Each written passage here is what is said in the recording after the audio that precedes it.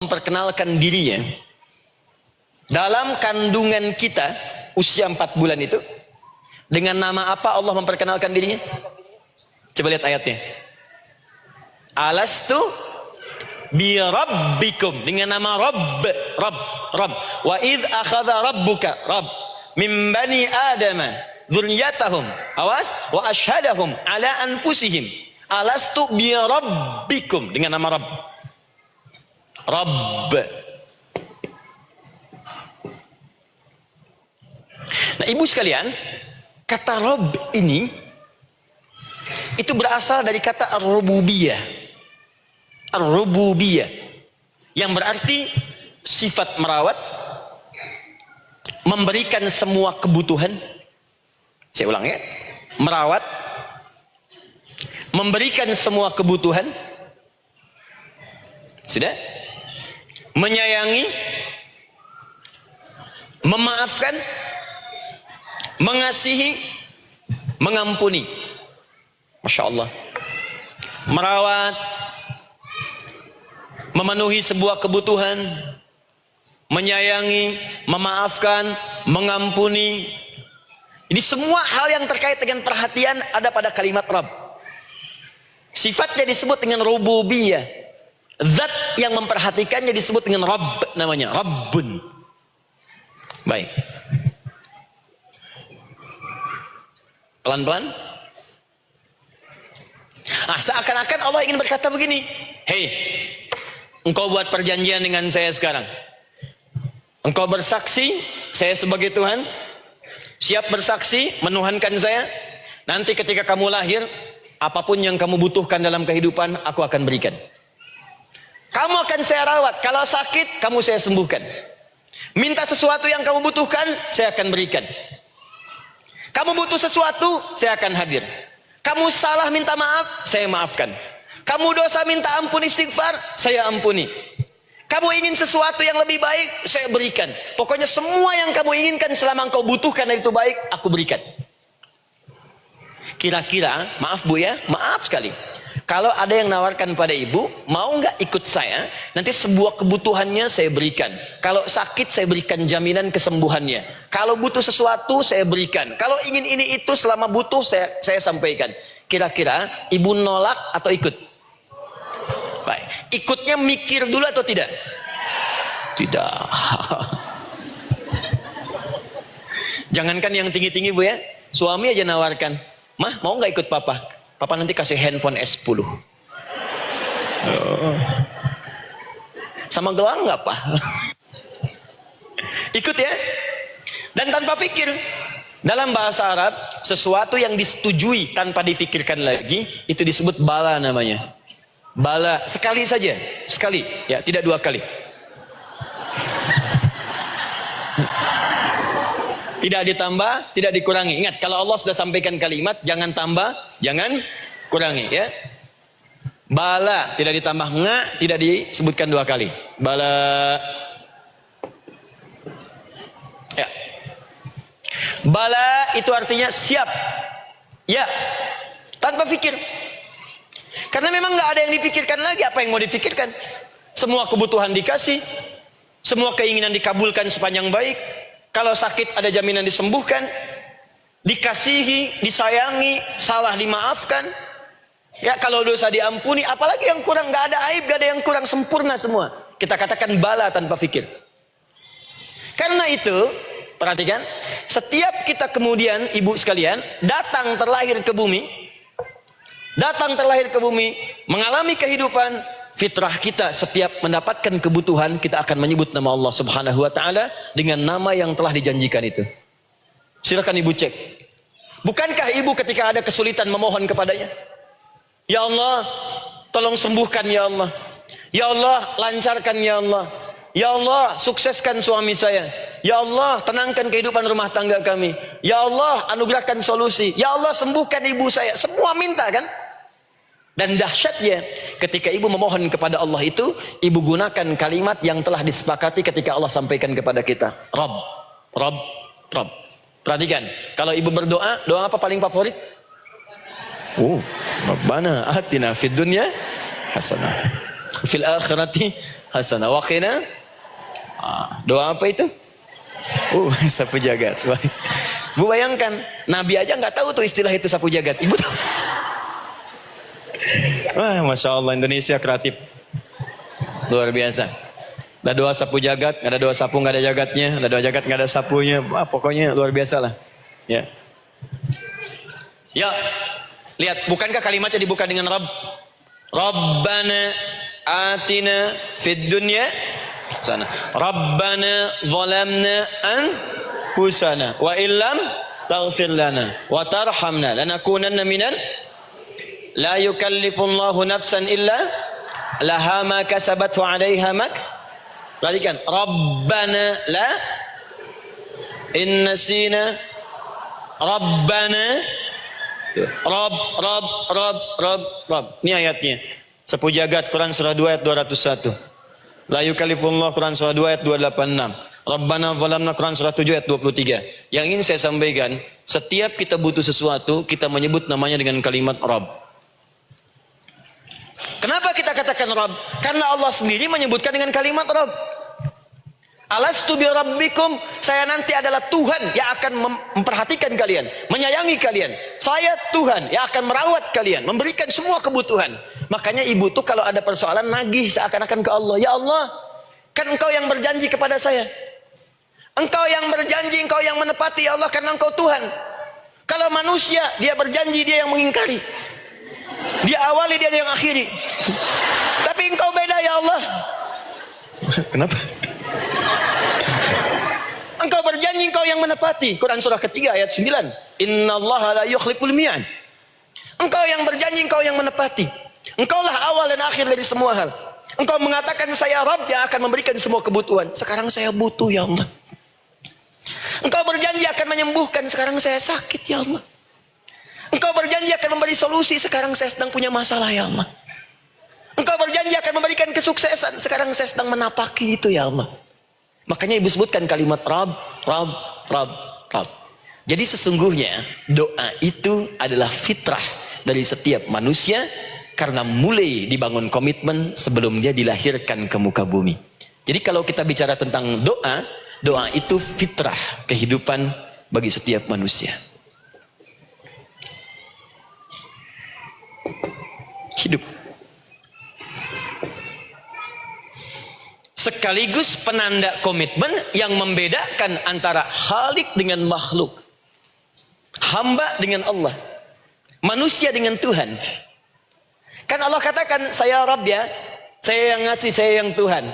Berarti kita yang makhluk kan, kita yang butuh kan. Allah yang memberi, kita yang butuh. Untuk membedakan mana yang butuh, mana yang ngasih, maka pembedanya adalah doa.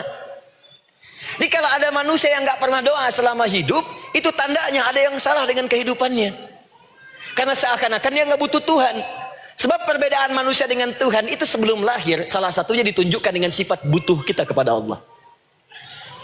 Makanya sekaya-kayanya orang itu pasti berdoa.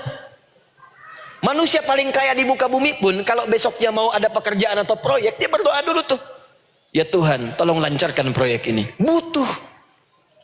Pejabat setinggi-tingginya, kalau sudah mau mulai kemudian ada pemilihan, kalau mulai ada kebijakan, kalau mulai ada apapun berdoa juga. Itu tandanya butuh. Butuh. Di setiap manusia itu pasti butuh dengan Allah. Karena itu kalau ada manusia yang nggak pernah berdoa selama hidupnya, itu langsung mendapatkan kecaman dari Allah dan dijamin akan masuk neraka yang paling dalam. Karena seakan-akan dia sudah nggak butuh dengan Allah. Saya ulang ya, saya ulang. Doa itu fitrah hidup manusia yang sekaligus menunjukkan statusnya sebagai hamba. Jadi kalau ibu update status di media sosial, mulai sekarang tuliskan hamba. Hamba. Sudah. Mau sifatnya apapun tetap hamba. Ya, mau pejabat, mau orang kaya, mau cukup, mau macam-macam, mau ustadz, mau syekh, mau habib, tetap ujungnya hamba. Dan butuh penghambaan itu diwujudkan dalam bentuk doa. Muncullah Quran surah ke-40 ayat ke-60. Wa qala rabbukum, rabb, selalu rabb. Wa qala rabbukum ud'uni astajib lakum. Innal ladzina yastakbiruna an ibadati, awas, sayadkhuluna jahannama dakhirin. Allahu akbar. Dan Rabbmu berfirman, mengingatkan kembali kepada kalian semua, hei hamba-hambanya, kalau ada kebutuhan, kalau ada masalah, kalau ada permintaan, kata Allah, ayo doa sama saya, minta. Kan kita sudah bikin perjanjian. Makanya Allah katakan, kalau punya masalah, bu, berdoa, bukan mengeluh. Kalau punya persoalan, bu, berdoa, bukan bikin status. Rasanya aku tidak sanggup. Ditulis di Facebook. Apain? Terus kalimat Allahnya pun jelas. Minta kepadaku, bukan mengeluhkannya. Kamu tidak seperti yang aku kira. Nungguin komen. Sambil masak, celing ada satu. Ece kunaon. Makin meluas masalah. Untuk dah abi mas sabar. Sudah. Paham ya? Jadi ini kaidah hidup yang pertama. Sebetulnya sederhana, cuman jarang digunakan gitu. Sederhana, cuman jarang dipakai. Kata Allah kan, kamu doa itu saya kasih ketenangan. Jadi bu, gini, doa itu manfaatnya, walaupun solusi belum datang, tapi hati tenang. Tenang. Jadi kalau mau curhat-curhat sama Allah, sampaikan, minta, mohon, berikan. Minimal tenang. Saya kasih rahasia ya. Ini di antara kita saja nih. Lihat sini. Saya hapus dulu deh. Bismillah. Masya Allah. Mau ngapus sendiri, nulis sendiri, penghapus, lari sendiri.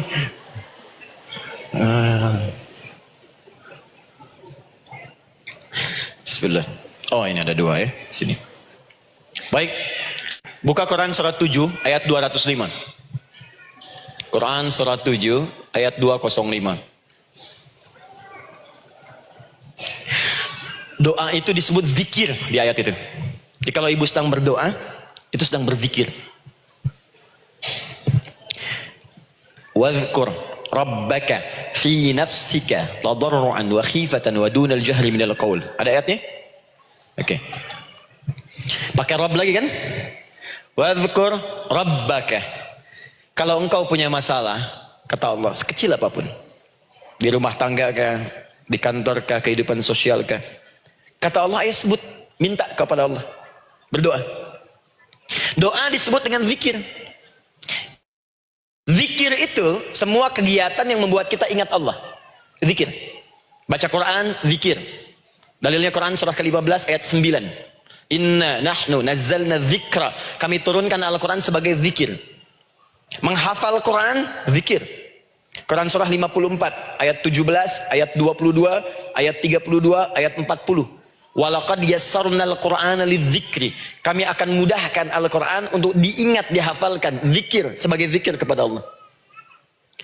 Ibu selepas sholat baca subhanallah, alhamdulillah, Allahu akbar, zikir. Quran surah keempat ayat 103. Fa idza qadaytumus salata fadhkurullah. Maka jika Anda telah tuntas mengerjakan sholat, segera berzikir kepada Allah. Sholat sendiri zikir. Quran surah ke-20 ayat ke-14.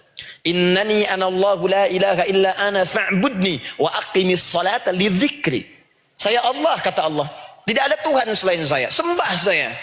Bagaimana menyembah Allah? Tunaikan salat sebagai zikir kepada Allah. Zikir. Di zikir semua amalan yang mendekatkan kita dengan Allah. Doa itu satu dari bagian zikir. Tapi tahukah ibu fungsi zikir yang paling utama itu apa?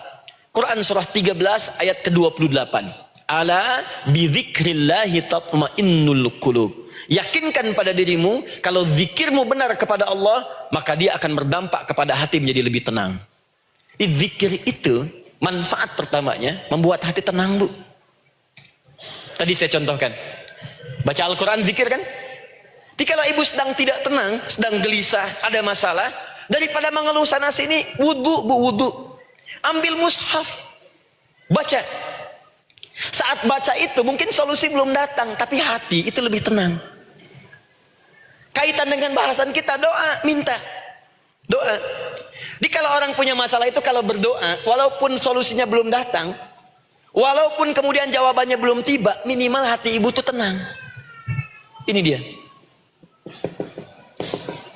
Quran surah 13 ayat 28. Rumus ini pakai. Gunakan dalam hidup.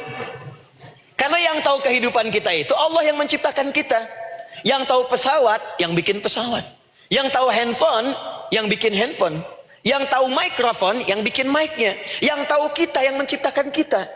Ikutilah petunjuk Allah yang menciptakan kita, maka akan langsung terasa manfaatnya. Ibu tidak percaya, silahkan lakukan. Rasakan bedanya, bedakan rasanya, dan pasti akan terasa bedanya. Akan lain. Tuh. Doa. Tapi ingat, yang paling penting kata Allah, doa itu bukan sekedar penting permohonannya, tapi menunjukkan status kita sebagai hamba di hadapan Allah Subhanahu wa taala. Jadi kalau ada orang selama hidup tidak pernah berdoa, artinya dia mengingkari status dia sebagai hamba di hadapan Allah Subhanahu wa taala. Mau menyejajarkan diri dengan Tuhan. Kan yang tidak pernah meminta itu Tuhan. Allah yang memberikan. Kalau manusia beda, pasti minta. Artinya kalau ada manusia nggak pernah minta, seakan-akan bahasa halusnya, kamu ini ngaku jadi Tuhan. Saya tempatkan kau di neraka jahanam yang paling bawah. Jahanam itu, Bu, belum masuk saja sudah terasa. Terasa. Buka ibu Quran surah misalnya ke-40 Ghafir tuh. Ya, ayat 45 sampai dengan 47-nya. Sebelumnya lagi lihat Quran surah ke-8 ayat ke-50. Itu penghuni neraka, Bu, yang bukan jahanam saja. Penghuni neraka itu kalau mau meninggal itu dipukulin dulu malaikat. Depan belakangnya. Ayo, kamu keluar. Lama amat keluarnya rohnya katanya. Takut karena nggak punya bekal. Kan maaf ya, kaidah mengatakan orang nggak punya bekal itu takut pulang, apalagi orang merasa salah. Anak ibu berbuat kesalahan, mau pulang takut kan? Takut. Jadi kalau ada anak takut pulang, salah dia. Salah. Kemana anak nggak pulang-pulang, pasti ada yang salah karena nggak berani pulang. Jangankan salah, nggak punya bekal saja, malu pulang. Lihat ibu waktu Ramadan usai mau mudik Idul Fitri, kan pada mudik kan? Kenapa mau mudik dan senang mudik? Karena punya bekal, Bu. Dikumpul-kumpulkan terus selama 11 bulan untuk 1 bulan saja. Itu pun paling berapa hari? Kumpulin. Terus telepon keluarga, insya Allah aku pulang hari ini. Wah, senang semuanya. Padahal mudiknya cuma pakai motor, Bu. Motornya bebek, bekalnya singa. Serius saya, motor bebek bekal singa. Ada kardus belakangnya, tulisin. Terus tambah pelepah pisang buat begini. Belakangnya ditulisin, aku pulang sayang. Jalan mudik. Terus yang di rumah kan senang nerimanya. Kenapa? Karena ada yang pulang dan bawa bekal. Saya pernah tanya pada seseorang, kenapa anda nggak mudik? Nggak ada bekal, Ustaz. Nggak ada bekal, malu pulang. Kebayang nggak saat pulang menghadap Allah nggak punya bekal? Malu pulang, apalagi punya banyak salah. Jadi nggak mau keluar rohnya. Malaikatnya geram, dipukulin sama malaikat. Pukul depannya, pukul depan. Kamu ini cepat keluar. Keluar. Malu pulang. Tapi kalau punya bekal enak. Dan yang nyambut langsung malaikat. Bahkan nanti ada satu amalan saat dikerjakan, itu orang ini sudah masuk surga, tapi semua malaikat di semua pintu surga yang 8 itu datang mengunjungi dia mengucapkan selamat. Itu ada di Quran surah 13 ayat 24. Salamun alaikum bima sabartum fa ni'ma uqbaddar. Selamat ya saat di dunia sabar mencari bekal, dan ini bekal terbaik yang kamu dapatkan, silahkan nikmati surga yang kamu rindukan itu. Ini nikmat-nikmatnya tempat yang pernah nanti kamu kunjungi. Dan tinggal abadi di situ. Yang nyambut malaikat. Bayangkan semua malaikat, Bu. Semua malaikat dari pintu surga datang nyambut dia. Wah, Masya Allah, malaikat Jibril, Israfil, malaikat maut. Maaf ya, dicabut kemarin. Biasa, selamat. Dunia aja kalau ada yang nyambut senang kan? Rumah dicat, datang sambut depan rumah, semua hidangan ada. Oh, Masya Allah. Bahkan yang tidak ada jadi ada. Luarnya kongguan, dalamnya rangginang gitu kan. Wah, muncul semua. Paham ya? Jadi ini bagian pertama. Jadi kita katakan kenapa manusia mesti berdoa? Jawabannya karena manusia itu hamba. Dan doa itu adalah fitrah, bagian dari kehidupan. Kenapa manusia mesti berdoa? Karena ada komitmen dari Allah setiap dia mendapatkan sebuah persoalan, maka Allah akan jawab dan berikan jawaban dari semua persoalannya. Jalan mendapatkan jawaban itu adalah doa. Kenapa manusia mesti berdoa? Karena dia butuh dengan Allah. Dan puncaknya, kenapa dia mesti berdoa? Karena Allah ingin membahagiakan kehidupan dunianya sebelum sampai keabadiannya di akhirat. Jadi ketika kita berdoa, sebetulnya kebaikan untuk kita karena Allah ingin kita bahagia. Ingin mudah hidupnya. Jadi kalau ada orang nggak berdoa, sesungguhnya dia sedang menyulitkan diri sendiri dalam kehidupan dunianya sampai ke akhiratnya. Jelas sampai di sini? Masya Allah, alhamdulillah. Baik, kalau sudah paham, saya hapus ini, kita masuk bagian yang kedua. Hapus lagi. Tinggal lihat, catat, masuk surga. Masya Allah. Alhamdulillah. Baik. Baik. Sudah? Alhamdulillah. Saya ingin setiap pembahasan kita dipahami ya. Saya tidak menyukai kalau datang melihat tapi nggak paham gitu. Ya, dengar tapi nggak paham. Saya tidak ingin satupun keluar dari sini kecuali paham. Ya. Ibu paham? Paham Ustaz. Pada pamitnya silahkan. Apa yang ibu pahami? Doa. Ya. Dah, sekarang masuk bagian kedua. Bismillah. Kalau sudah mengerti yang tadi, persoalannya adalah bagaimana cara kita memohon kepada Allah. Itu dia. Bagaimana cara kita meminta? Kata Allah, kamu kalau punya masalah, minta. Ya Allah, caranya bagaimana? Karena sesuatu yang dikerjakan tanpa ilmu dan tidak tahu caranya, itu bisa keliru. Hidup itu menyembah Allah tidak cukup dengan iman, Bu. Mesti pakai ilmu. Iman saja sekalipun kuat tanpa ilmu, itu bisa salah. Kuat ingin mendekat kepada Allah. Ya Allah, aku ingin ibadah, kuat. Saya punya kawan dulu di pesantren. Tahun kedua, dia sudah berubah. Ya, tadinya orang tuanya melihat anaknya, Masya Allah, tiba-tiba ada perubahan, senang ibadah, Bu. Malam-malam dia bangun, ini kisah nyata, saya alami sendiri. Masya Allah, saya senang sekali. Kita saling doakan, dia bangun malam tahajud. Bangun jam 2, Anda bayangkan. Yang sebelumnya menjelang subuh atau apa. Ini malam Jumat lagi, malam libur. Malam libur biasanya santri itu kebanyakan ada yang keluar, ada yang main, ada yang macam-macam. Ini dia malam tahajud. Jam 2 bangun. Saya bahagia sekali. Udah bangun, sholat, selesai. Cuman pas waktu mau subuh, kok saya lihat tidur. Saya bangunkan kan. Fulan, bangun. Oh iya, kata iya. Oh mungkin nanti mau nyusul. Saya pikir istirahat dulu. Saya ke masjid lah. Udah ke masjid, dah selesai. Kita diskusi di masjid, selesai. Semua pulang saya jam 7. Saya lihat masih tidur juga. Barangkali dia sudah tadi sholat mungkin di kamar, nggak sempat ke masjid karena capek. Tapi saya lihat kok posisinya nggak berubah. Di situ juga. Akhirnya setengah jam saya tunggu, saya bangunkan. Bangun. Kenapa Adi katanya? Saya kira antum belum sholat subuh ya? Adi gimana sih? Kan udah saya jama dengan tahajud tadi. Udah saya jama dengan tahajud. Jadi memang kekuatan imannya lagi tinggi, cuman ilmunya kosong. Ini yang bahaya. Besok-besok kalau orang kayak gini sholat subuh bisa 4 rakaat. Ya. Karena itu berdoa penting, cuma kita mesti tahu caranya. Yuk kita mulai bagian pertama. Quran surah kedua ayat 186, paling kiri sebelah bawah. Sudah? Wa idza sa'alaka 'ibadi 'anni fa inni qarib. Fokus. Kata Allah, kalau hamba-hambaku Muhammad SAW bertanya kepadamu, minta petunjuk untuk mencari-cari aku. Tuh Bu, coba lihat. Ayat doa dibuka lagi dengan kalimat hamba. Untuk menegaskan status kita. Jadi kalau ditanya, kita siapa di hadapan Allah? Hamba. Makanya nggak usah sombong. Jangan sombong, karena kita cuma hamba. Karena itu ketika Korun sombong, Korun tuh manusia terkaya yang pernah hidup di bumi. Hartanya Bu, ini saya kasih bocoran sedikit, kunci berangkasnya saja, kemana-mana itu suka dibawa, dipikul paling sedikitnya 8 bodyguard, cuman bawa kunci berangkas saja begini. Di Korun pengen ngasih tahu, kalau ada yang pengen nyuri di tempat saya, silahkan aja. Ini aja bodyguard saya ngangkat kuncinya susah. Korun. Jadi kalau Anda tidak sekaya Korun, jangan ikutan sombong, telat. Telat, gak ada kerjaan. Sudah ada yang lebih kaya. Ya.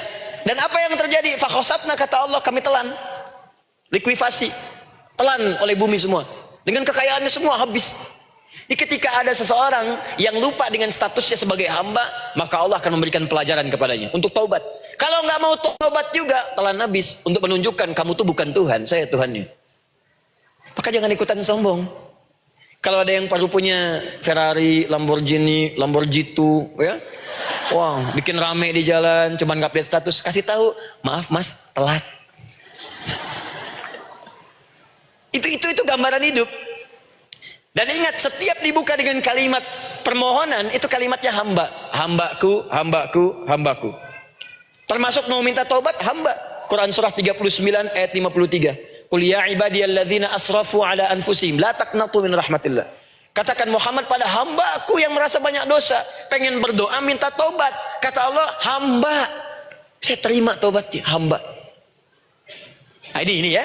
Nah, ini pun adab yang pertama dari Al-Quran. Adab yang pertama, kalau kita ingin berdoa dan doa itu cepat ingin dikabulkan, maka berdoalah dengan cara menghamba di hadapan Allah Subhanahu wa ta'ala.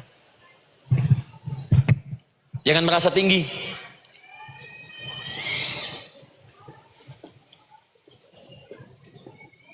Saya turunkan caranya. Bagaimana cara menghamba itu dengan cara yang baik? Fokus. Wa idza sa'alaka 'ibadi 'anni, Muhammad SAW, jika ada hamba-hambaku bertanya padamu tentangku, ingin mencari-cari aku. Masya Allah, ibu maaf ya, biasanya kan kalau orang mencari Allah, ingin mendekat kepada Allah, entah itu datang ke masjid, bangun malam, biasanya motifnya cuma dua. Satu, ada kebutuhan, pengen berdoa, terus dekat sama Allah. Besok mau arisan, malamnya tahajud. Anak mau ujian baru puasa, kan? Suami ada proyek, nah, baru baca Quran, kan? Terus itu biasa itu, biasa. Jadi fitrah bu. Tumben jeng tahajud, fitrah.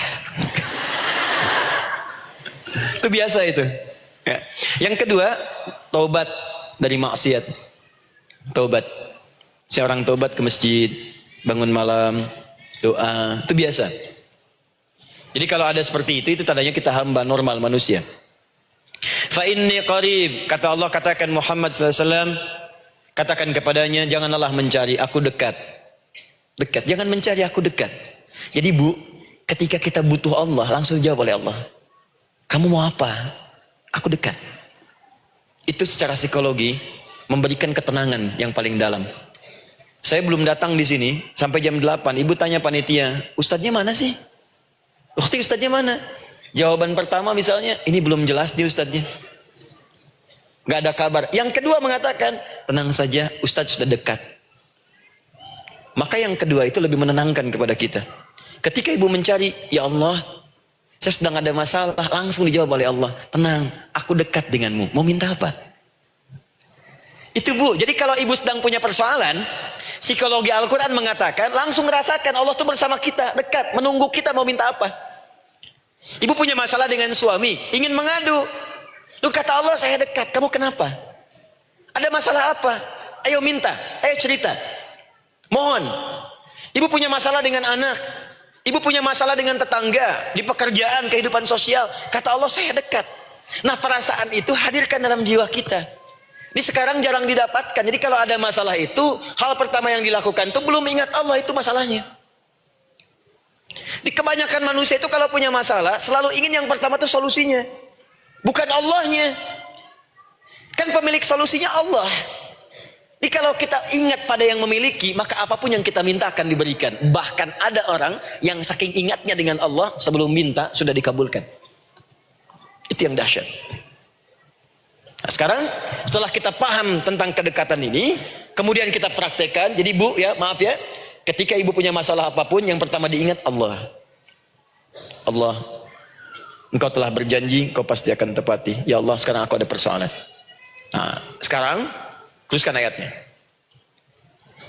Ujibu da'watad da'i idza da'an. Ujib.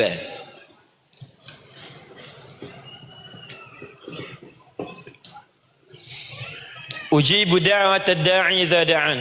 Aku pasti akan menjawab, mengabulkan setiap doa hambaku jika dia bermohon kepadaku. Saya ingin ajarkan sedikit di gramatikal bahasa Arab. Ujib itu disebut dengan fi'il mudhari namanya. Saya kasih rumus cepat Bu ya. Insya Allah kalau ibu fokus dengan rumus ini, ibu nanti bisa memahami Al-Quran dengan baik. Saya kasih satu kalimat, hafalkan baik-baik. Ini gampang kok. Anita. Ya, Anita. Sudah? Anita. Baik. Hamzah, nun, ya, ta. Satukan Anita. Kalau di dalam kalimat ibu baca Al-Quran, di depannya ada huruf hamzah ini, atau nun, atau ya, atau ta, maka itu rumus mudhari namanya. Gak usah dihafalkan mudharinya, ya, gak usah dihafalkan sampai bikin misalnya satu ungkapan Anita istrinya Pak Mudhari, gak usah, gak ada kerjaan, ya, gak usah dihafal. Saya hanya ingin tunjukkan pemahaman. Kalau ada bentuk seperti ini punya 3 makna. Kalau dalam bahasa Inggris itu disebut present, ya, continuous, dan future. Present, continuous, and future. Sekarang, terus, sampai kapanpun. Sekarang, terus berlangsung, continuous, and future. Sampai kapanpun, di masa depan. Ini bentuknya disingkat dengan rumus ini, Anita. Di dalam konteks pengabulan doa, kata Allah, ketika saya akan kabulkan. Kalau kamu punya masalah, kamu berdoa, saya akan kabulkan. Nah, kalimat Allah saya akan kabulkan ini, bentuknya menggunakan mudhari. Ada hamzah di depannya, ujib. Artinya apa? Kalau ibu sekarang berdoa, saya akan kabulkan, kata Allah. Terus kamu berdoa, saya akan jawab. Nanti pun punya masalah di masa depan, kamu berdoa, saya jawab juga. Jadi artinya, tidak ada doa yang sia-sia. Semua doa, ingat, sepanjang kita butuhkan, pasti Allah berikan. Doa itu, sepanjang kita butuhkan, pasti akan dijawab.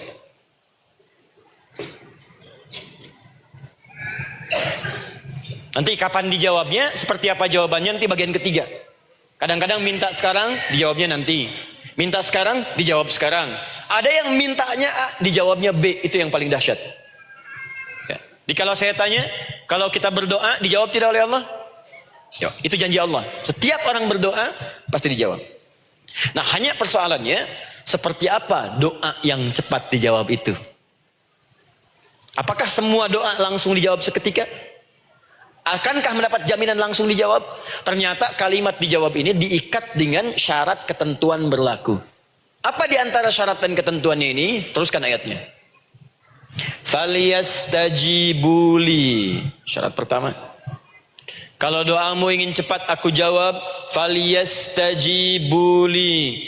Maka engkau pun harus cepat merespon setiap seruanku. Jawab seruanku dengan cepat. Doa ingin dijawab oleh Allah, maka kata Allah, kamu pun harus menjawab setiap seruanku. Jawab seruan Allah.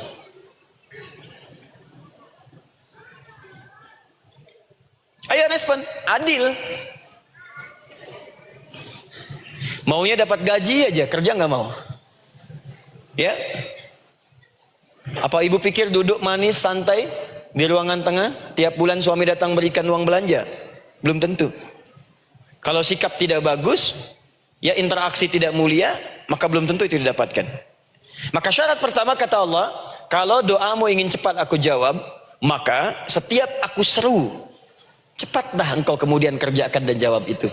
Jadi ternyata seruan Allah itu terkait berkelindan dengan pengabulan doa. Jadi ketika ibu diseru oleh Allah, diminta diperintahkan sesuatu oleh Allah, sebetulnya itu kunci untuk mendapatkan jawaban doa kita, Bu. Dipanggil kita, ayo cepat datang ke sini, mau minta apa? Minta, saya kasih. Apa di antara kunci doa itu, Ustaz?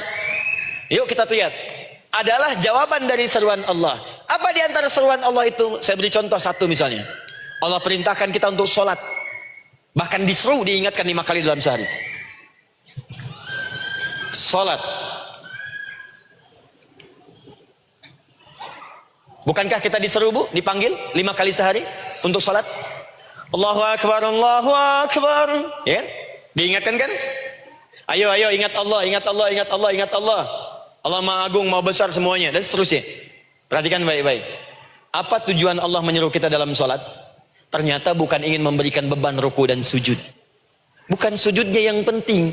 Karena semua makhluk tidak sujud pun tidak akan menurunkan status Allah sebagai Tuhan. Allah tetap Allah, gak ada ruginya. Yang rugi kita.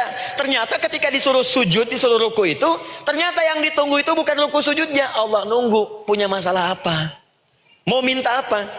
Karena itu dalam ilmu fikih, ibu buka semua kitab fikih. Salat itu secara bahasa disebut dengan doa. Nama lain dari doa adalah salat. As-salatu hiya doa. Salat adalah doa.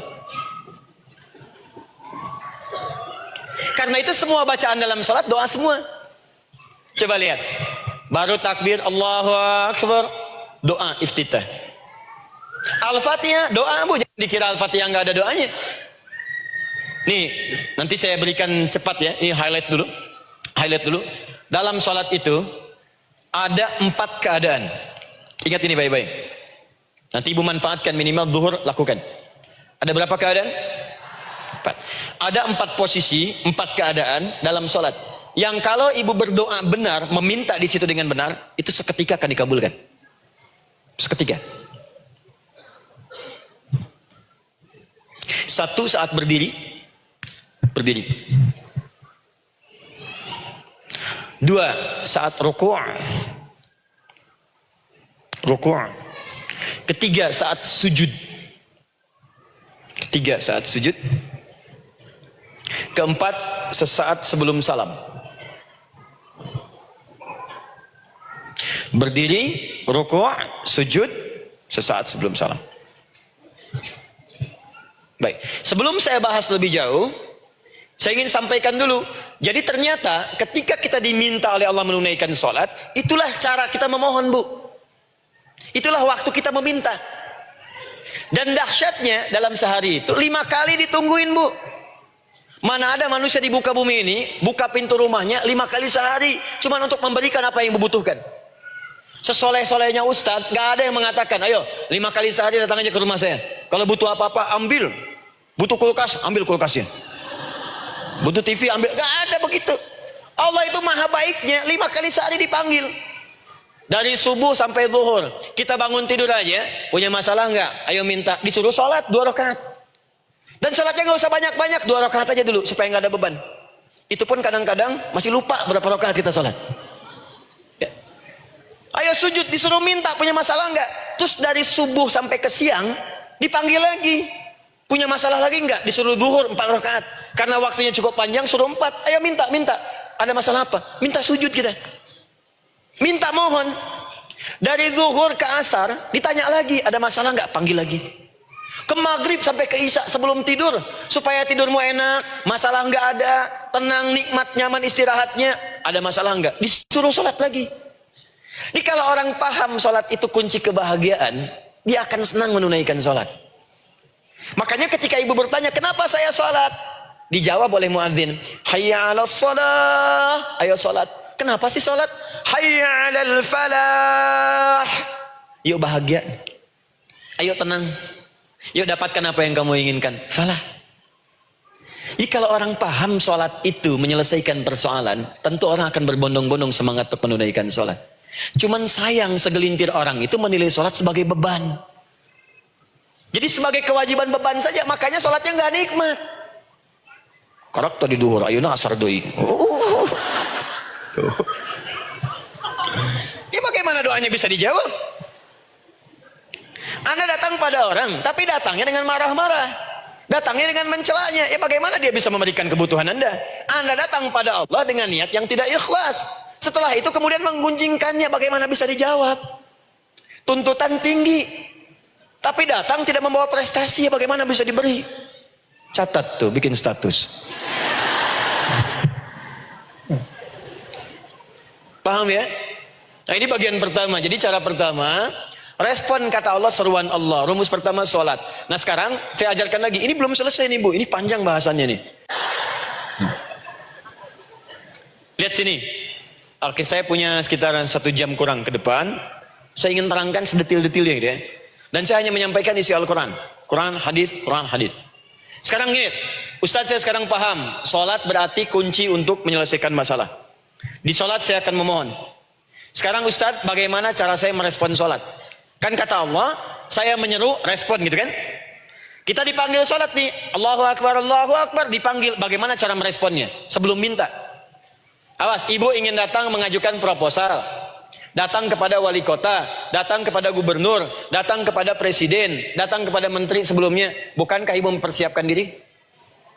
Penampilan ditata, proposal dibagus-bagusin, gitu kan? Yang paling hebat itu kadang-kadang malam-malam latihan depan cermin. Bapak wali kota yang saya hormati. Lihat semuanya tuh. Dan yang paling luar biasa, maaf ya, janjian jam 7 dengan Pak Wali Kota, datang jam 6 ke Balai Kota. Sekarang ibu punya janji dengan Allah. Janji itu sudah diketahui sebelum pertemuannya. Kalau tidak percaya, 5 waktu ini ibu sudah hafal, Bu. Ya, bahkan disuruh ngapalin oleh Allah. Buka Quran surah ke-4. Surah ibu, surah mama, An-Nisa. Ayat 103, Quran surah 4 ayat 103. فَإِذَا قَضَيْتُمُ الصَّلَاةَ فَاذْكُرُوا اللَّهَ قِيَامًا وَقُعُودًا وَعَلَى جُنُوبِكُمْ فَإِذَا اطْمَأْنَنْتُمْ فَأَقِيمُوا الصَّلَاةَ. Lihat ujung ayatnya. إِنَّ الصَّلَاةَ كَانَتْ عَلَى الْمُؤْمِنِينَ كِتَابًا مَوْقُوتًا. Sungguh semua waktu salat itu telah ditetapkan waktunya bagi orang beriman. Itu terjemahan biasa. Kalau terjemahkan pakai ilmu balaghah, sungguh orang beriman itu hafal waktu-waktu salat. Gue nyampein Indri kak. Tahu waktunya. Apalagi kalau di waktu itu ibu punya kepentingan pasti hafal. Kalau ibu benar memprioritaskan sholat dan menilai sholat sebagai solusi hidup, menilai sholat sebagai kebutuhan, ibu pasti akan hafalkan itu, Bu. Nih ya, ibu dapat bagian arisan nih, bulan ini misalnya. Dan memang bagian jatah ibu, demi Allah saya katakan, sebulan sebelumnya ibu sudah hafal tanggalnya kapan. Bahkan di kalender tuh diwarnain. Papa, bagian mama nanti bulan ini. Tuh. Dicatat semua, di tempat siapa, jam berapa, datang dengan penuh keceriaan dan kebanggaan. Luar biasa. Hanya untuk urusan dunia yang itu habis gitu. Jika dia tidak meninggalkan ibu, ibu yang meninggalkan dia duluan. Sekarang 5 kali sehari semua diberikan, bahkan lebih daripada dunia dan seisinya. Harusnya sih wajarnya dihafalkan waktunya dan ibu hafal. Ayo, subuh jam berapa sekarang? Lihat sini, bukan ke atas. Ditutup tuh. Tuh, sana tuh. Subuh jam berapa? Ayo ngelihat ke sana, 4:43. Zuhur jam berapa? Tuh, asar, maghrib, isya. Itu kan kunci ibadah. Dan kunci ijabah, kunci ibadah, kunci ijabah. Di situ ada pengabulannya. Ini gimana mau minta, waktu permintaannya aja nggak hafal. Gimana mau bermohon, datangnya aja telat. Karena itu bagaimana cara merespon seruan Allah diaturlah di Quran surah kedua ayat 152, paling kanan sebelah bawah. Quran surah kedua ayat 152. Ibu masih ingat? Bukankah sholat disebut sebagai zikir? Masih ingat? Ya, di surah ke-20 ayat 14. Wa aqimis sholata lidzikri, tunaikan sholat sebagai zikir kepadaku. Sekarang lihat ya. Lihat ketentuan Allahnya. Kalau ibu dipanggil untuk sholat, dipanggil untuk zikir, cepat respon. Ibu cepat respon, Allah pun akan cepat merespon permintaan ibu. Lihat kalimatnya. Fadhkuruni adzkurkum. Fadhkuruni adzkurkum. Kalian mengingat saya, maka saya pun akan ingat dengan kalian. Kalian zikir kepada saya, ingat saya, kata Allah, maka saya pun akan ingat kalian. Di antara makna zikir, salat. Jika ibu salat mengingat Allah dengan cepat, maka Allah pun akan cepat mengingat kita. Contoh.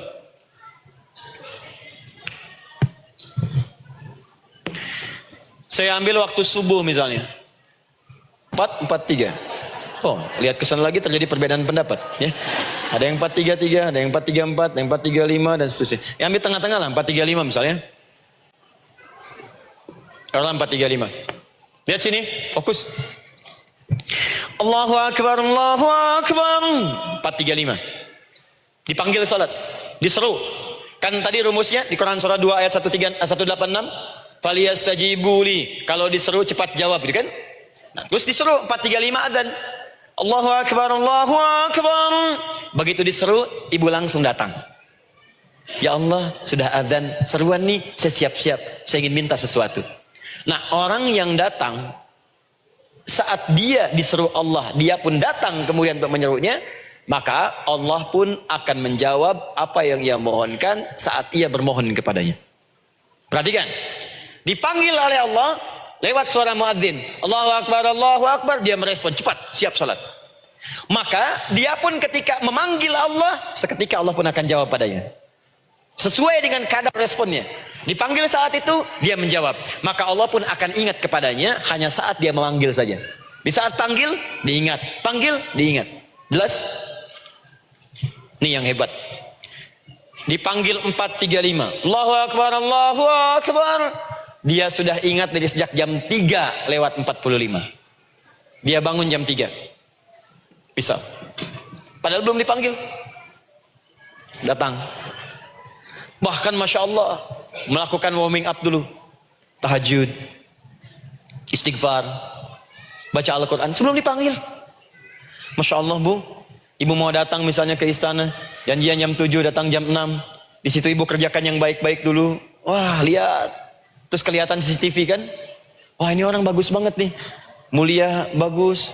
Sampah diambilin, disapu. Kelihatan. Itu ibu belum datang pun udah dipanggil duluan. Ada orang yang belum dipanggil sudah datang menghadap Allah. Tahajud dia, zikir dulu, istighfar dulu. Ini orang, maaf ya, walaupun dia belum memanggil Allah, Allah sudah menyelesaikan semua persoalannya.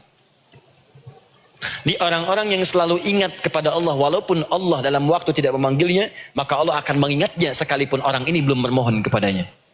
Maka ibu nanti akan temukan orang-orang yang langsung diselesaikan persoalannya oleh Allah bahkan sebelum dia bermohon kepadanya. Dia ada orang yang seakan gak punya masalah Bu. Bukan gak punya masalah, sebab setiap dia punya masalah, masalahnya diringankan oleh Allah. Dia seakan-akan gak ada beban. Ah, ini indah hidupnya. Enak. Butuh sesuatu, sebelum nyari, datang. Ada persoalan, senyum dikit, selesai. Orang macet mengeluh, bikin status, dia macet malah senang. Dan hatinya dilapangkan oleh Allah. Bayangkan ada janji rapat jam 9, setengah 9 masih macet. Diprediksi di Google akan sampai 2 jam lagi. Yang lain mengeluh, telepon sana, telepon sini, ini. Dia nggak aja, lapang aja. Alhamdulillah ya Allah, kasih macet. Morotal, saya mau dengerin surah Al-Baqarah. Buka, apalin. Partnernya nelpon. Sampai di mana, akhi? Ini sampai di surah Al-Baqarah ayat 186. Nah, tidak ada yang sia-sia dari Allah. Sabar ya di sana. Ya, atau kita bisa koneksikan dari sini apa yang bisa saya selesaikan sekarang di sini, sehingga sampai sana kita tinggal kesimpulan saja. Tenang hatinya. Gak ada berasak, berusuk, gulisah gini, telepon sana sini, klaksonin, dasar lampu merah, lama, birunya sebentar. Padahal biru nggak ada, yang ada hijau kan. Jadi kalau sudah begitu enak Bu. Yang perempuan ada di Quran Maryam. Maryam kan perempuan. Dan Maryam itu bukan nabi, bukan rasul. Ingin memberikan pesan kepada ibu, perempuan dimanapun. Tidak harus jadi nabi supaya doa cepat dikabulkan. Tidak harus menjadi rasul. Ini Maryam bukan nabi, bukan rasul. Tapi dia ini luar biasa. Sebelum dipanggil, udah datang. Zikirnya tak terlukiskan. Mohon kepada Allahnya luar biasa. Menjaga diri dari hal yang dilarang oleh Allah. Apa hasilnya? Sebelum diberikan bahkan oleh pamannya, sudah ada kebutuhannya. Quran surah ketiga ayat 37. Kullama dakhala 'alaiha Zakaria al-mihraba wajada 'indaha rizqa. Setiap pamannya mau memberikan kebutuhan Maryam sudah ada di dalamnya, Bu. Sudah ada. Itu luar biasa. Mau makan, makanan ada. Mau anggur, anggur ada. Ya. Wah, itu luar biasa, Bu. Jadi bermohon bahkan sebelum waktunya. Sentuhlah ia tepat di hatimu, maka ia akan jadi milikmu untuk selamanya. Wah. Nah, itu doa tuh. Aduh, mana-mana. Paham? Tuh. Jadi kalau yang standar-standar saja itu biasa. Pakai datang sebelum waktunya. Datang. Atau datang pas dipanggil. Standar. Jadi kalau 435 adzan, Allahu Akbar, Allahu Akbar. Ibu bangun. Siap sholat, siap sholat. Itu standar. Jangan dulu bahagia. Naikin lagi levelnya. Yang celaka itu ya ini nih. Dipanggil 435, baru bangun 534.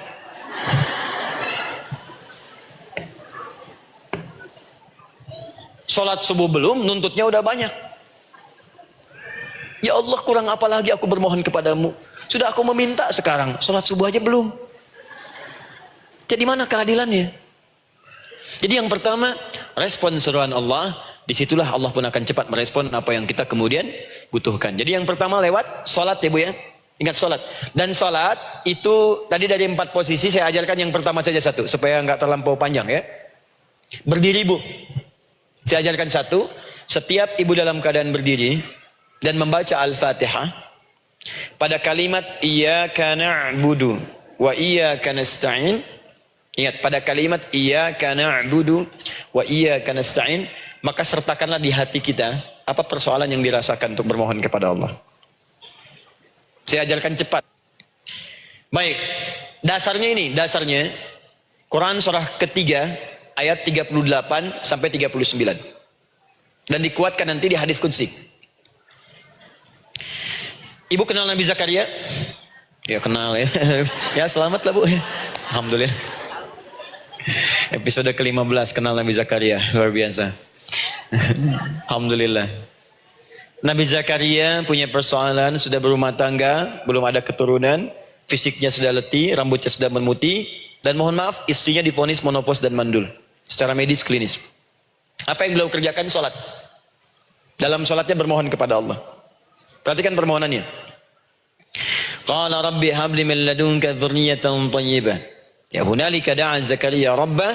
Qala rabbi habli min ladunka dzurriyyatan thayyibah innaka sami'ud du'a. Ya Allah, aku bermohon kepadamu, anugerahkan aku keturunan. Semua mengatakan aku gak mungkin punya keturunan. Hanya engkau yang tidak punya batas dalam pemberian.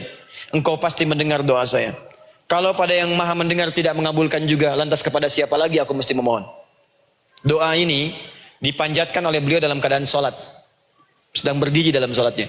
Jadi ibu maaf ya, tolong jangan salah berpikir.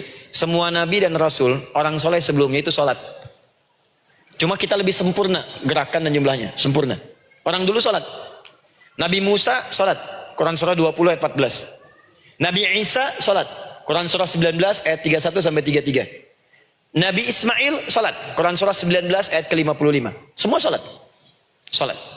Nabi Zakaria saat punya masalah, sholat. Dalam berdirinya minta dalam sholatnya. Dari mana Ustadz tahunya beliau minta dalam berdiri dalam sholat? Ayat 39 ya baca. Quran surah ketiga ayat 39. Fanadatul malaika, maka doanya itu dijawab oleh Allah. Datang malaikat menyampaikan jawaban. Wa huwa qaimun yusalli fil mihrab. Sedangkan beliau masih berdiri dalam sholatnya di mihrab. Masih berdiri dalam sholat. Sholat. Di dalam sholat itu minta. Makanya semua bacaan sholat itu permintaan isinya. Dan dikabulkan oleh Allah. Anallaha yubashshiruka bi Yahya. Allah kasih kabar gembira, engkau akan punya anak, langsung namanya dari Allah Yahya. Artinya hidup yang mustahil menurut manusia. Lahir dari rahim seorang perempuan yang divonis menopause dan mandul menurut medis, kata Allah tidak ada yang mustahil bagiku. Lahir dan hidup dia, Yahya. Kapan terjadinya? Sedang sholat. Kapan saat sholatnya? Berdiri.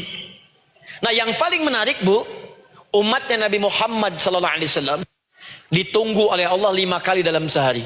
Dan dimintakan sebelum sholat untuk menyiapkan permohonannya. Maka turunlah Quran surah kedua ayat ke-45. Ibu lihat ayatnya. Wasta'inu bis-sabri was-salah. Bahkan ditegaskan lagi. Di Quran surah kedua ayat 153. Paling kanan sebelah bawah. Ya ayyuhalladzina amanu ista'inu bis-sabri was-salah. Yang pertama nggak pakai panggilan iman.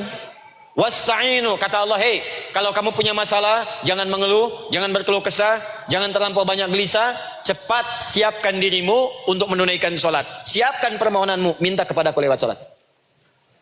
Kalau belum yakin, disebutkan imannya. Ya ayyuhalladzina amanu, hei orang-orang yang masih merasa punya iman, katanya punya iman. Jadi kalau ibu nggak mau minta lewat sholat, dipertanyakan imannya. Kamu punya iman nggak? Kata Allah, yakin nggak dengan saya? Kalau punya masalah jangan mengeluh. Datang pada saya minta. Lewat sholat, saya panggil sholat minta. Kalau masih merasa punya iman. Tuh, iman kita tuh dipertaruhkan di situ.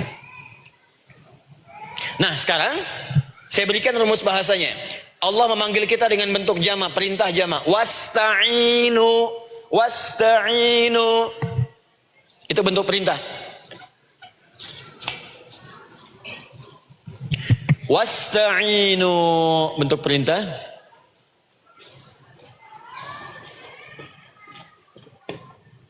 Wasta'inu. Dan jika kalian perhatikan cara menerjemahkannya, dan jika kalian punya persoalan dalam hidup, punya kebutuhan, maka bergegaslah siapkan dirimu untuk minta kepadaku solusi. Wasta'inu, dan mintalah oleh kalian pertolongan, solusi. Bisabri wassalah. Pertama, sabar dulu. Sebelum sholat, sabar dulu dengan itu. Tahan dulu. Terima dulu. Jangan mengeluh, terima dulu. Nanti dalam sholat minta solusi. Itu maksudnya. Punya masalah sekarang jam 9 lewat. Sabar, tahan dulu. Koreksi diri, istighfar. Nanti zuhur minta. Atau duha sekarang sholat. Datang ke masjid, sholat duha minta. Tahiyatul masjid minta sekarang. Sabar. Ini sabar, terima dulu. Jangan mengeluh, sabar. Ingat, terima, sabar. Karena Allah mustahil memberikan ujian masalah kalau kita tidak sanggup menerimanya. La yukallifullahu nafsan illa. Saya sering katakan Bu ya, maaf kalau kalimat ini mungkin kurang berkenan, tapi kalimat ini nyata. Kalau ibu sekarang punya masalah seberat apapun, itu artinya hanya ibu yang sanggup untuk menerimanya. Saya tidak. Betul, karena itu persoalan itu dititipkan kepada ibu, bukan kepada seorang bernama Adi Hidayat. Ibu yang dipercaya. Ya, ibu dipercaya oleh Allah. Kenapa ibu tidak yakin dengan itu? Karena cuma ibu yang bisa mengatasi. Ibu yang mampu, saya tidak. Karena itu dititipkan pada ibu. Kaidahnya, la yukallifullahu nafsan illa usaha. Allah nggak akan berikan beban, ujian, masalah kalau dia nggak mampu. Artinya kalau saya nggak mampu, saya nggak dikasih. Ibu mampu, ibu diberi. Jangan mengeluh. Kenapa mesti saya ya Allah? Kamu mampu. Ya Allah, why me? Why not? Kamu yang bisa. Nah sekarang wassalah, setelah terima itu, tapi juga jangan terlampau kepedean. Memang cuma saya yang mampu ya bikin status. Kemudian sholat, kita akan katakan, ya Allah, Engkau perintahkan saya untuk minta tolong. Sekarang saya akan minta kepadamu. Lalu kita katakan, maaf ya, ya Allah, saya sekarang punya masalah. Saya ingin bermohon kepadamu. Saya ingin minta kepadamu ya Allah. Saya mohon ya Allah. Maaf Bu ya, maaf ya, sebentar. Ibu kalau punya masalah sedikit atau banyak? Banyak. Yang punya masalah ibu saja atau anak juga punya masalah? Kadang-kadang, bukankah anak yang punya masalah ibu yang minta? Bukankah suami yang punya persoalan ibu yang bermohon? Kan? Karena itu, kalau kita ingin memohon kepada Allah dengan persoalan yang kompleks mewakili yang banyak, maka pertama kalimatnya diawali dengan huruf na. Berarti kami, kita, semua. Jelas ya? Nah, ibu ingin robah kalimatnya minta tolong. Kata Allah, minta kepadaku pertolongan. Wasta'inu. Ibu ingin robah menjadi bentuk permintaan. Rubah kalimatnya menjadi nasta'in. Nasta'in. Nasta'in.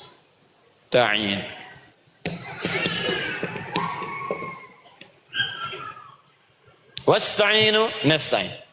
Minta kepada siapa tadi? Allah. Boleh minta kepada selain Allah? Tidak. Hanya kepada Allah saja? Hanya kepada Allah saja. Hanya kepadamu ya Allah. Tidak kepada yang lain. Maka kalimatnya menjadi iyyaka. Iyyaka. Hanya kepadamu saja ya Allah. Engkau berjanji, kalau ada masalah minta aku berikan. Sekarang hanya kepadamu saja ya Allah aku bermohon. Maka kalimatnya namanya iyyaka nasta'in. Sekarang saya tanya kepada ibu, apakah dalam sholat ibu membaca kalimat iyyaka nasta'in? Tuh. Saya mau tanya, ibu bacanya saat ruku atau saat sujud? Berdiri. Gak ada orang ruku baca kalimat ini. Allahu Akbar. Iyyaka na'budu wa iyyaka nasta'in. Berdiri. Iyyaka na'budu wa sekarang saya bacakan hadis qudsinya. Tersambung dari Nabi sallallahu alaihi wasallam. Qala Rasulullah sallallahu alaihi wasallam, qala Allah azza wa jalla. Allah langsung yang berfirman lewat hadis qudsi. Perhatikan bahasanya. Qasamtu shalah baini wa baina 'abdi. Saya bagi dalam salat itu dua bagian antara hak aku dan hak hambaku. Wali abdi ma sa'ala, dan jika benar hambaku menunaikan kewajibannya dengan baik, menjaga hak-hak aku, maka pada saat itu apapun yang dia minta dalam sholat aku akan berikan. Apapun. Kapan itu terjadi? Perhatikan kalimatnya. Idza qala al-'abdu, kalau hamba mulai membaca dalam salatnya, alhamdulillahi rabbil alamin. Alhamdulillahi rabbil alamin, qala Allah azza wa jalla, seketika Allah menjawab, hamadani 'abdi, hambaku sedang memujiku. Ibu ingat baik-baik Bu ya. Ingat baik-baik. Setiap ibu baca Al-Fatihah dalam salat itu Allah memperhatikan dan menjawab bacaan ibu. Tadi masih ingat ketika saya katakan wa idza sa'alaka 'ibadi anni fa inni qarib, Allah itu dekat. Ya. Wa idza qala al-'abdu ar-rahmanir rahim, kalau hamba melanjutkan ar-rahmanir rahim, qala Allah azza wa jalla, Allah langsung menjawab athna alayya 'abdi, hambaku sedang menyanjungku. Wa idza qala al-'abdu maliki yaumiddin, ketika hamba berkata maliki yaumiddin, qala Allah azza wa jalla, Allah menjawab majjadani 'abdi, hambaku sedang mengagungkanku. Sekarang perhatikan kalimat ini. Wa idza qala al-'abdu, jika seorang hamba berkata iyyaka na'budu wa iyyaka nasta'in, ya Allah, sekarang hamba salat ibadah atas perintahmu, dan hamba minta ya Allah, hamba punya masalah, hamba punya persoalan, dan kau janjikan minta dalam salat. Qala Allah azza wa jalla, Allah jawab, hadza baini wa baina 'abdi, inilah perjanjian aku dengan hambaku. Wali 'abdi, kalau hambaku benar salatnya sampai bacaan ini, masalah apapun yang dia minta sekarang aku akan kabulkan. Dalam berdiri. Cuman sayang, kadang-kadang dalam keadaan ini banyak yang tidak minta. Maka caranya saya sampaikan yang pertama, kalau ibu sudah sampai ke bacaan ini, iyyaka na'budu wa iyyaka nasta'in, sertakanlah dalam hati ibu. Gak usah dilafadzkan. Sertakan, ibu punya masalah apa? Atau secara umum minta solusi. Minta. Nabi itu kalau sholat, Nabi SAW kalau sholat, itu kalau baca ayat-ayat Quran, itu seringkali berhenti Bu. Sering berhenti. Kalau dalam ayat doa, beliau berhenti, mohonkan dengan baik. Kalau ayat-ayat surga, minta supaya umatnya ke surga. Ayat-ayat neraka, mohon supaya umatnya dibebaskan dari neraka. Minta. Kesaksiannya banyak. Hudzaifah al-Yamani pernah sholat di belakang Nabi, begitu. Abdullah bin Mas'ud radhiyallahu ta'ala anhu sholat di belakang Nabi, begitu. Ubay bin Ka'ab radhiyallahu ta'ala anhu salat di belakang Nabi, begitu. Di kesaksian mereka sama semua. Makanya seringkali itu nggak sadar, enak salat dengan Nabi itu. Nyaman. Kalau baca ayat surga seakan-akan pengen cepat ke surga. Kalau baca ayat doa berdoa, jadi nggak sadar. Rakaat pertama 100 ayat aja Al-Baqarah. Ya, kadang-kadang lewat ke Ali Imran. Pernah rekornya 5 juz 4 halaman, An-Nisa ayat 176 baru berhenti. Ya walaupun besoknya nggak pada ikutan lagi. Ya. Karena merasa ini kapan rukunya gitu, sekarang atau nanti, sekarang atau nanti. Tapi enak. Nah saya ajarkan satu hal, kalau kita sampai pada bacaan Al-Fatihah tadi, jeda sejenak Bu, rasakan itu, minta. Minta. Setelah itu Allah ajarkan satu lafaz, kalau lafaz ini benar dibacakan oleh